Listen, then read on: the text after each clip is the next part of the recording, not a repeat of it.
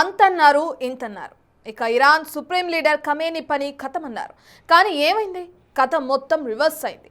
నిన్నటి వరకు ఉరుమి మంగళం మీద పడ్డట్టుగా వ్యవహరించిన అమెరికా అధ్యక్షులు డొనాల్డ్ ట్రంప్ ఒక్క రోజులో యూటర్న్ తీసుకున్నారు. ఇంతకీ ట్రంప్ మనసు ఎందుకు మారింది? ఖమేనీ పని ఖతం చేస్తానన్న పెద్ద మనిషి ఇప్పుడు థ్యాంక్స్ ఎందుకు చెప్పారు?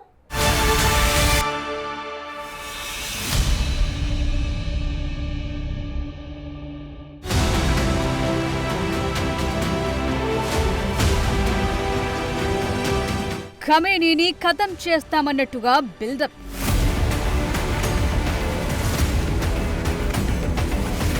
వెనజుయేలా సీన్ రిపీట్ కాబోతోందనేలా స్టేట్మెంట్స్.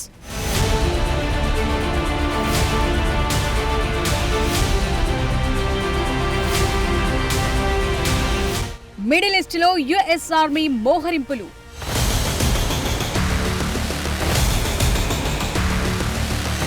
ఆందోళనకారులను అంతం చేస్తే ఊరుకోమంటూ warning.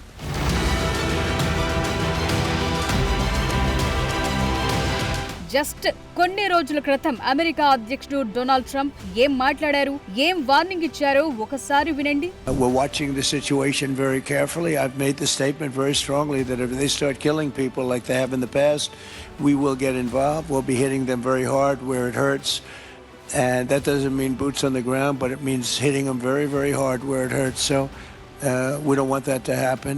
There have been cases like this where President Obama totally backed down. Scene cut చేస్తే ఏం జరిగింది? ట్రంప్ ఒక్కసారిగా ప్లేట్ ఫిరాయించారు. ఇరాన్ లీడర్షిప్ కు థ్యాంక్స్ చెప్తూ ఓ పోస్టు పెట్టారు. షెడ్యూల్ చేసిన 800 మరణ శిక్షలను రద్దు చేశారట. అందుకోసం థ్యాంక్స్ చెప్తూ పోస్టు పెట్టారు ట్రంప్. ట్రంప్ ఇలా రియాక్ట్ అవ్వటం బహుశా ఎవరు ఊహించి ఉండరు. ఎందుకంటే Iran supreme leader Ayatollah Ali ఖమేనీకి వ్యతిరేకంగా జరిగిన ఆందోళనలకు ఫుల్ సపోర్ట్ ఇచ్చారు ట్రంప్. ఇరాన్తో వ్యాపారాలు చేసే వారిపై 25% టారిఫ్లు విధిస్తామని వార్నింగ్ ఇచ్చారు. అవసరమైతే వారికి మద్దతుగా ఇరాన్ పై దాడులు చేస్తామని ప్రకటించారు. దీనికి తగ్గట్టుగానే మిడిల్ ఈస్టులో మోహరింపులను కూడా పెంచింది అమెరికా. అంతేకాదు సౌత్ చైనా సీలో ఎయిర్ క్రాఫ్ట్ క్యారియర్ ను కూడా యుఎస్ సెంట్రల్ కమాండ్ పరిధిలోకి రావాలని ఆదేశాలు జారీ చేసింది. ఓవరాల్ గా చూస్తే ఇరాన్ పై దాడికి అన్నింటినీ సిద్ధం చేసింది. కానీ తీరా ఏమైందో తెలియదు. కానీ ఒక్క రోజులోనే కథ మొత్తం మారిపోయింది. అమెరికా దాడులకు సిద్ధమవటానికి ముందు ఇంటర్నేషనల్ మీడియాలు అనేక కథనాలొచ్చాయి. మొదటి రోజు 100 మంది చనిపోయారు, రెండో రోజు 2000 మంది మరణించారు. అలా మొత్తం 13,000 మందిని ఇరాన్ బలగాలు వీధుల్లో కాల్పులు జరిపి చంపాయనే ప్రచారం జోరుగా సాగింది. దీంతో ప్రపంచ వ్యాప్తంగా ఇరాన్ పై తీవ్ర వ్యతిరేకత పెరిగింది. కానీ ఇదంతా ఒక్కసారిగా సైలెంట్ అయిపోయింది. అయితే ట్రంప్ మారటానికి మాత్రం అనేక కారణాలు కనిపిస్తున్నాయి. ఇరాన్ అనేది మరో వెనజుయేలా కాదని ట్రంప్ కు అర్థం కావటానికి కాస్త టైం పట్టిందని తెలుస్తోంది. దీనికి తోడు అరబ్ దేశాలన్నీ కూడా ఇరాన్ పై దాడి విషయంలో ఆచితూచి అడుగులు వేయాలని సూచించినట్టు తెలుస్తోంది. అంతేకాదు మరికొన్ని కారణాలు కూడా ఉన్నాయి. రీజన్ నెంబర్ 1, ఒక్కసారి కాస్త పాస్ట్లోకి వెళితే ఇరాన్తో యుద్ధం అంత ఈజీ కాదని అర్థమవుతోంది. గతేడాది జూన్లో 12 రోజుల పాటు యుద్ధం జరిగింది. అమెరికా, ఇజ్రాయెల్ సంయుక్తంగా చేసిన దాడుల్లో ఇరాన్ టాప్ జనరల్స్, న్యూక్లియర్ సైంటిస్టులను మట్టుబెట్టారు. ఖమేనీని కూడా ఆ సమయంలోనే మట్టుబెట్టాలని ప్లాన్ చేశారు. కానీ అది సాధ్యం కాలేదు. ఇస్లామిక్ రెవల్యూషనరీ గార్డ్ కార్ప్స్ సెక్యూరిటీలో ఖమేనీ సురక్షితంగా ఉన్నారు. అతను ఎక్కడున్నది కనిపెట్టలేకపోయింది ఇజ్రాయెల్ ఇంటెలిజెన్స్ ఏజెన్సీ మొసాద్. అందుకే దాడి చేయటానికి సిద్ధంగా ఉన్నా ఎక్కడ దాడి చేయాలనేది తెలియక సైలెంట్ అయిపోయారు. రీజన్ నంబర్ 2, మిడిల్ ఈస్టులో మళ్లీ అలజడికి అరబ్ దేశాలు సుముఖంగా లేకపోవటం. మిడిల్ ఈస్టులో అమెరికాకు అనేక ఎయిర్, నేవీ బేస్లున్నాయి. 40,000 మంది సైనికులు కూడా ఉన్నారు. కానీ ఇరాన్ పై దాడికి సౌదీ అరేబియా నో చెప్పినట్టు తెలుస్తోంది. ఖతార్, ఒమన్ కూడా అమెరికాకు ఇదే విషయాన్ని చెప్పినట్టు తెలుస్తోంది. ఒకవేళ దాడులంటూ జరిగితే ఇరాన్ మొదట టార్గెట్ చేసుకునేది అమెరికన్ బేస్లను.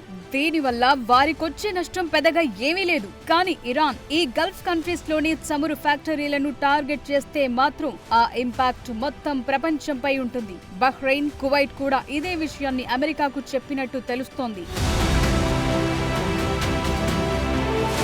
నిజంగానే అమెరికా దాడి చేసి ఖమేనీని ఖతం చేశాయని అనుకుందాం. నెక్స్ట్ ఇరాన్ ను పాలించేది ఎవరు? ఇది అతి పెద్ద అసలైన క్వశ్చన్. ప్రస్తుతం క్రౌన్ ప్రిన్స్ రెజా పెహల్వీ అధికార పీఠం కోసం తహతహలాడుతున్నాడు. కానీ అతనికి మద్దతు తెలిపేవారు చాలా తక్కువ మంది. ఇలాంటి సమయంలో అధికార బదిలీ జరిగితే ఇరాన్ కూడా మరో ఇరాక్, సిరియా, ఆఫ్ఘనిస్తాన్ లాగా మారుతుంది. ఈ 3 దేశాల్లో గతంలో చిచ్చు పెట్టింది అమెరికానే అని ఆరోపణలున్నాయి. రీజన్ నంబర్ 4, అనుకున్నంత ఉధృతంగా ఆందోళనలు లేకపోవటం. గడిచిన 3 దశాబ్దాల్లో ఇరాన్లో 4 సార్లు ఆందోళనలు చెలరేగాయి. ఇవి చాలా ఇంపాక్ట్ చూపించాయి. కానీ ప్రస్తుతం జరుగుతోన్న ఆందోళనలు ఆ స్థాయిలో లేవనేది విశ్లేషకులు చెప్తున్న మాట. రీజన్ నెంబర్ 5, చమురు. అవును, ఇరాన్ పై అమెరికా వెనకడుగు వేయటానికి ప్రధాన కారణం చమురు. ఇరాన్ పై దాడి జరిగిన మరుక్షణం ఆ దేశం మద్దతిచ్చే మిలిటెంట్ గ్రూపులు రెడ్ సీ పై ఫోకస్ చేస్తాయి. ముఖ్యంగా హర్మూజ్ జలసంధి, పర్షియన్ గల్ఫ్ పై దాడులు చేసే అవకాశాలున్నాయి. అదే జరిగితే చమురు రవాణాపై ఇంపాక్ట్ పడుతుంది. ఒక్కసారి చమురు రవాణా ఆగితే ప్రపంచ దేశాల్లో ఆర్థిక అల్లకల్లోలం మొదలైనట్టే. అంతేకాదు, ఇరాన్ వద్ద short and medium range ballistic missiles, naval mines, fast attack boats, submarines, anti ship missiles ఇవన్నీ కూడా అమెరికా దాని మిత్ర దేశాలకు టెన్షన్ పెంచేవే. నిజానికి యుఎస్ నేవీని ఓడించలేకపోయినా ఇబ్బంది పెట్టగల సామర్థ్యం ఇరాన్ వద్దైతే ఉంది. అందుకే ఖమేనీ అమెరికా విషయంలో అస్సలు వెనక్కు తగ్గటం లేదు. తాము అమెరికాకు తలవంచేది లేదని కరాఖండిగా చెప్తున్నారు. ఓవరాల్ గా చూస్తే అమెరికా వద్ద దాడులు చేసే సత్తా ఉన్న ట్రంప్ వెనక్కు తగ్గటానికి, ఇరాన్ అధినేతలకు థాంక్స్ చెప్పటానికి ఇవి కారణాలు.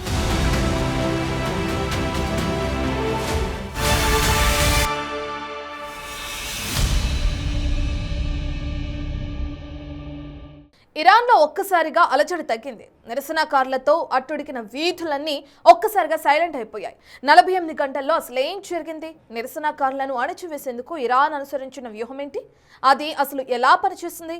సొంత సైన్యం చేతులెత్తేసిన వేళ మిలిషియా గ్రూపులపైనే ఇరాన్ సుప్రీం లీడర్ ఖమేనీ ఆధారపడ్డారా?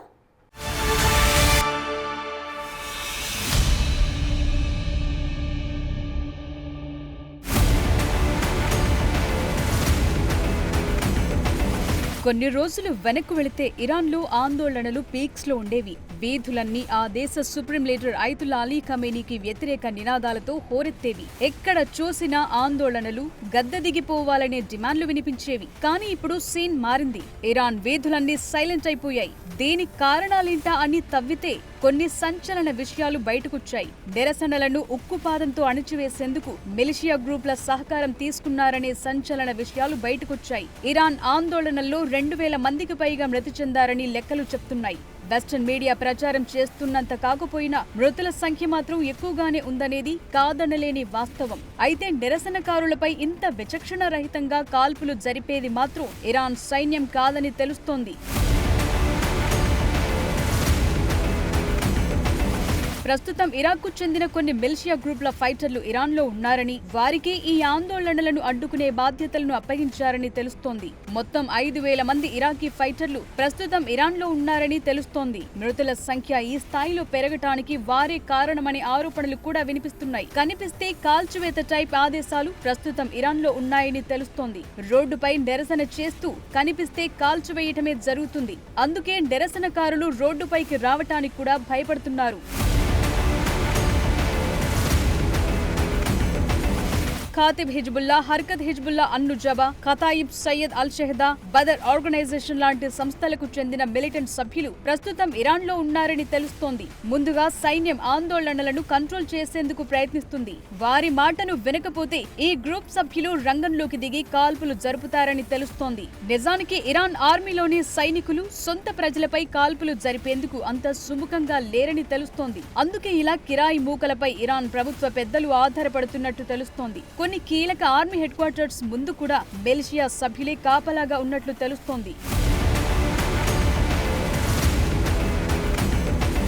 మరోవైపు ఆందోళనలు ఆగిపోవడంతో విదేశాల్లో ఉన్న Iran crown prince Reza Pahlavi వెంటనే స్పందించారు. వెంటనే ఆందోళనకారులు వీధుల్లోకొచ్చి నిరసనలు తెలపాలని కోరారు. ప్రభుత్వానికి వ్యతిరేకంగా గొంతెత్తాలని, మీ ధైర్యాన్ని ప్రపంచం మొత్తం చూసిందని, మనకు మద్దతు పెరిగిందంటూ పోస్టులు పెడుతున్నారు. అయితే ఆయన తీరుపై భిన్నాభిప్రాయాలు వ్యక్తమవుతున్నాయి. కానీ ఇరాన్లో పరిస్థితులు భిన్నంగా ఉన్నాయి. అడుగు బయట పెడితే ప్రాణాలు పోయే పరిస్థితులున్నాయి. కానీ పహ్లవి మాత్రం ఇరాన్ సైన్యం కూడా తమకు మద్దతు పలుకుతుందని, ఇప్పుడు ప్రపంచ దేశాలు తమకు మద్దతివ్వాలని ఆయన కోరుతున్నారు. IRGCపై ప్రపంచ దేశాలు ఫోకస్ చేయాలని, వారి కమాండ్ కంట్రోల్ సెంటర్ను నాశనం చేయాలని, అవసరమైతే సర్జికల్ స్ట్రైక్ చేయాలని ఆయన డిమాండ్ చేస్తున్నారు. నిజానికి ఖమేనీని అంతం చేస్తే ఆ పదవిలోకొచ్చే వ్యక్తుల్లో మొదటి ప్లేస్ లో ఉన్నారు పహ్లవి. అతనికి అమెరికా మద్దతు కూడా ఉన్నట్టు తెలుస్తోంది. అయితే ఇరాన్ లో మాత్రం ఆయనకు మద్దతిచ్చే వారి సంఖ్య ఎక్కువగా లేదు. ఒకవేళ అతనికి అధికార పీఠం దక్కితే అమెరికా చెప్పినట్టు ఆడుతారనే భయం వారిలో ఉంది. అందుకే ఖమేనీపై ఎంత వ్యతిరేకత ఉన్నా కూడా అమెరికా ఆడే డేంజర్ గేమ్స్ కు భయపడుతున్నారు. మరి ముందు ముందు ఇరాన్ పరిస్థితి ఎలా ఉంటుందో చూడాలి.